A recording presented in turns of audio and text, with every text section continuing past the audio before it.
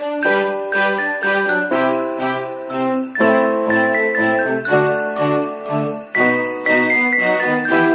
यीशु मसीह महान होगा, ये भविष्यवाणी उसके लिए लूका रचित सुसमाचार उसका 1 और उसके 32 में हम देखेंगे।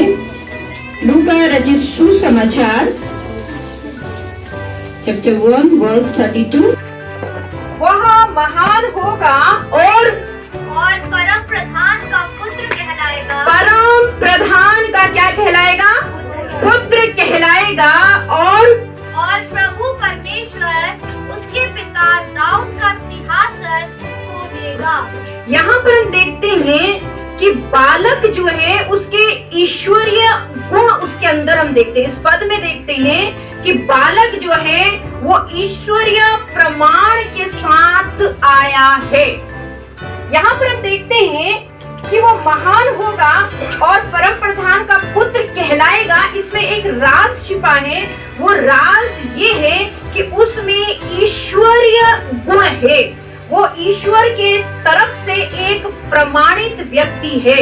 उसके पास प्रमाण क्या है कि उसकी गवाही सारे स्वर्गदूत दे रहे हैं, पवित्र आत्मा पिता उसकी गवाही दे रहे हैं, हर एक संत भविष्यवक्ता उसकी गवाही दे रहे हैं। तो इसका अर्थ है कि जो बालक जन्मा वो बालक जो है ईश्वरीय तत्व से भरा हुआ, ईश्वरीय गुण से भरा हुआ वो बालक जो है हमारे बीच में आया।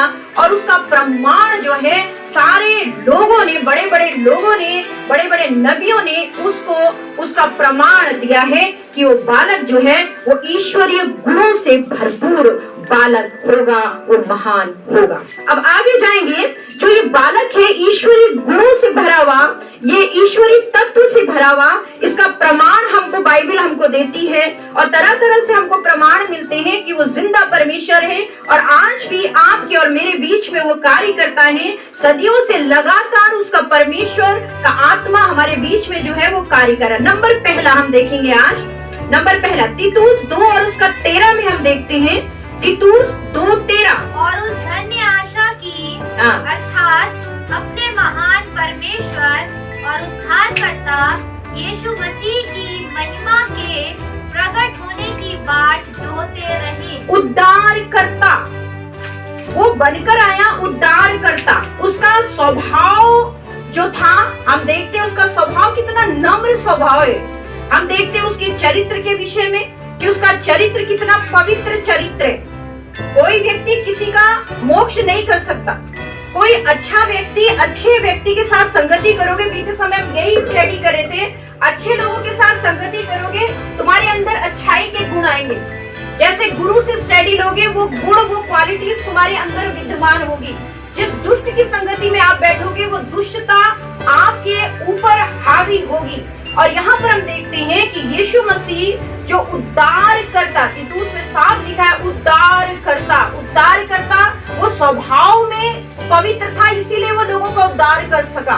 वो चरित्र उसका पवित्र था, इसीलिए वो लोगों का उद्धार कर सका। आप लोगों के लिए एक आदर्श बन सकते हो। जब तक आपका स्वभाव ठीक नहीं है आप लोगों के लिए आदर्श नहीं बन सकते हो। आप लोगों को बचाओगे किस उससे बचाओगे जब आपके पास अच्छा चरित्र नहीं है। यदि मैं और आप दुष्टता की राह पकड़ते हैं तो हम यीशु को कैसे लोगों के पास लेकर आएंगे? और यीशु मसीह करोड़ों लोगों को पिता के पास लेकर आया। क्यों लेकर आया? क्यों उद्धार करता वो घोषित हुआ? क्योंकि उसका स्वभाव अच्छा है, उसका चरित्र अच्छा है, उसकी पवित्रता चरम सीमा पर है। वो एक प्रकाशन देने वाला परमेश्वर है, एक लोगों की आंखों को खोलने वाला परमेश्वर है। अपना महान उद्धार करता, महान उद्धार करता मतलब कि उसमें वो गुण थे। यदि परमेश्वर किसी व्यक्ति को चुनता है तो चुनने के साथ साथ जब यीशु किसी की जिंदगी में आता है, त्रिएक परमेश्वर किसी की जिंदगी में आते हैं, उस व्यक्ति को महान बना देते। प्रभु यहोवा परमेश्वर इब्राहिम की जिंदगी में चला, इशाक की जिंदगी में चला, हर एक की जिंदगी में चला। जो आत्मिक रूप से आगे बढ़े, हम बाइबल हम देखते हैं उनकी जिंदगी में प्रभु आया, वो महान हुए। जब परमेश्वर हमारे साथ जुड़ जाता है तो उसका चरित्र हमारे साथ आ जाता है, तो व्यक्ति जो महान होता है वो किसी बिल्डिंग से महान नहीं होता है। क्योंकि बहुत से डॉन लोगों के पास बिल्डिंग होती है, वो महान कैसे हो गए, है ना? बहुत से लोगों के पास बिल्डिंगें नहीं है, अच्छी अच्छी चीजें नहीं है, संसार की जो भौतिक वस्तु है वो नहीं है, लेकिन फिर भी वो महान ठहरे। अपने कर्मों के द्वारा हम महान हैं, अपने चरित्र के द्वारा हम महान हैं, अपने स्वभाव के द्वारा हम महान होते हैं। तो यदि परमेश्वर हमारे साथ होता है तो हम महान होते हैं और हमारे अंदर उद्धार की पावर होती है। हम जिसके लिए प्रार्थना करते हैं परमेश्वर उसका मोक्ष करता है अपने नाम के द्वारा। ये उद्धार करता जो महान है वो कह रहा है मेरी बाट जो हो, मेरी बाट जो हो। इसका अर्थ है द्वितीय आगमन की तैयारी मुझे और आपको करनी है। हम द्वितीय आगमन के लिए तैयार हो, क्योंकि परमेश्वर का जो समय है वो बड़ी वेग से चला आता है और हम देखते हैं कि एकदम में इतवार आ जाता है, दूसरी बार में हम देखते हैं 3 दिन बाद फिर इतवार आ जाता है, क्योंकि परमेश्वर का वो महान जो है क्रोध भरा दिन बड़ी वेग से क्या करता है, चला आता है। हम ये चिन्ह देखते हैं, जब हम चिन्ह देखते हैं इसका अर्थ है कि परमेश्वर की बाट को जो है और अपने उद्धार करता है। यदि आप बोल रहे हैं कि यीशु मेरा उद्धार करता है तो हमें अपने स्वभाव पर गौर करना होगा, हमें अपने चरित्रों को बदलना होगा, हमें पवित्र बनना होगा और हमें प्रभु से प्रकाशन मांगना होगा कि प्रभु हम पर दया कर कि हम अच्छे प्रकाश में चले, कि हमारे ऊपर इतनी लाइट दिव्य प्रकाश बुद्धि का आए कि हम तेरे वचनों को समझ सकें और लोगों तक तेरे वचन को समझाने वाले हो सकें। नंबर 2, वह उसका प्रेम जो है बहुत महान है।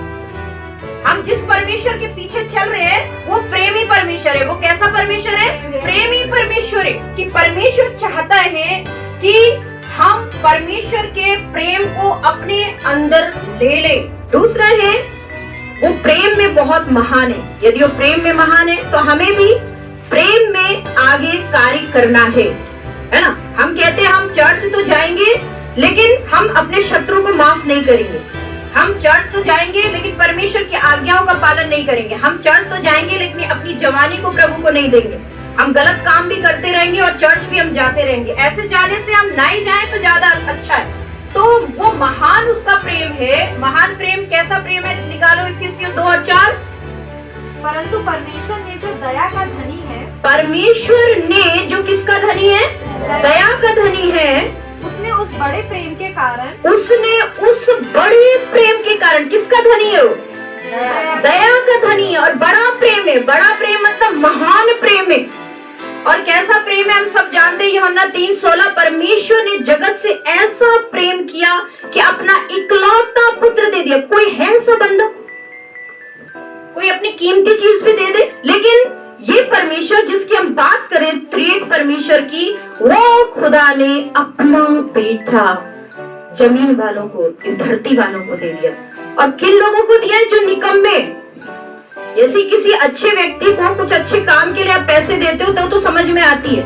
किसी शराबी जुआरी को आप अपनी गड्डियां दे देते हो, किसी नालायक को अपने पैसे दे देते हो, ये बात समझ से परे है। आज भी लोग कितनी दुष्टता करते हैं कि उन्हें आशीष तो चाहिए लेकिन परमेश्वर से उनको प्रेम नहीं करना है। उन्हें चंगाइयां चाहिए लेकिन परमेश्वर को अपनी जिंदगियां नहीं देंगे। एक बार चंगाइयां मिल गई उसके बाद उनका अता पता नहीं रहता है। ऐसा प्रेम दुनिया प्रभु से करती है, लेकिन परमेश्वर ने, उस पिता ने हमसे ऐसा प्रेम किया कि अपना इकलौता बेटा हमको दे दिया। इफिसियों 2:4 क्या समझाने की कोशिश कर रहा है? देखो, परंतु परमेश्वर ने जो दया का धनी है, अपने उस बड़े प्रेम के कारण जिससे उसने हमसे प्रेम किया, जब हम अपराधों के कारण मरे हुए थे, जब हम अपराधों, हम जब निकम्मे थे, जब हम किसी काम के नहीं थे। आप समझो इस बात को। यहाँ पर प्रभु परमेश्वर ने अपने बेटे को तब दे दिया जब लोग क्या थे? निकम्मे थे, किसी काम के नहीं थे। मतलब ये कैसा प्रेम है आप समझो। क्योंकि परमेश्वर को हम जब परमेश्वर ने हमसे प्रेम किया, फिर अब हमारी बारी है कि हम परमेश्वर से प्रेम करें। और हमारी बारी होती है तो हम कैसे प्रेम को दिखाएं? हम परमेश्वर को ऐसे प्रेम दिखाएं कि परमेश्वर के जो वचन है उनकी आज्ञा का क्या करके पालन करें। हम उसका कहना मानकर हम प्रेम को दिखा सकते हैं। हम प्रेम को कैसे दिखा सकते? क्या हम भी अपनी जान दे सकते? कदापि नहीं। लेकिन हम प्रेम ऐसा दिखा सकते हैं कि हम परमेश्वर ने जो बाइबल कही है उस बाइबल को पढ़ें, उसके वचनों को मनन करें, उसकी आज्ञाओं का पालन करें, तब दिखेगा कि उसने हमसे प्रेम किया तो हम भी उससे प्रेम कर रहे हैं। आप समझ रहे हो? लोगों का प्रेम महज धन के लिए हो सकता है, लोगों का प्रेम सिर्फ आकर्षण के लिए हो सकता है, लेकिन परमेश्वर का प्रेम तब प्रकट हुआ जब हम बिल्कुल बदसूरत थे, जब हम निकम्मे थे, जब हमारी चालें ठीक नहीं थी, जब हमको लोगों ने ठुकरा दिया था, जब हम किसी काम के नहीं थे। नंबर 30 है, वो सामर्थ्य में कैसा है? महान है। भजन संहिता 147 और उसका 5 हम देखेंगे। भजन संहिता 147 उसका 5। हमारा प्रभु महान और अति सामर्थी है। कैसा है? अति सामर्थी। महान है और कैसा है? अति सामर्थी। सामर्थ्य में महान है, अति सामर्थी है और उसकी बुद्धि अपरंपार है। खुदा का धन्यवाद है। यदि तेरे पास बुद्धि नहीं है तो उस महान परमेश्वर से जो सामर्थ्य का धनी है उससे बुद्धि आप मांग सकते हो। आपके पास सामर्थ्य नहीं है किसी काम करने की तो उससे आप हेल्प ले सकते हो, क्योंकि वचन यहाँ पर कहता है वो सामर्थ्य में क्या है? महान है। वो सामर्थ्य में क्या है? महान है। सामर्थ्य में वो महान है। निकालो भजन संहिता 48। हमारे परमेश्वर के नगर में और अपने पवित्र पर्वत पर यहोवा महान और अति स्तुति के योग्य है। यहोवा अपने पर्वत पर क्या है? महान है और वो अति स्तुति के योग्य है। पर्वत क्या है? पर्वत क्या है? निकालो यशाया 14:13।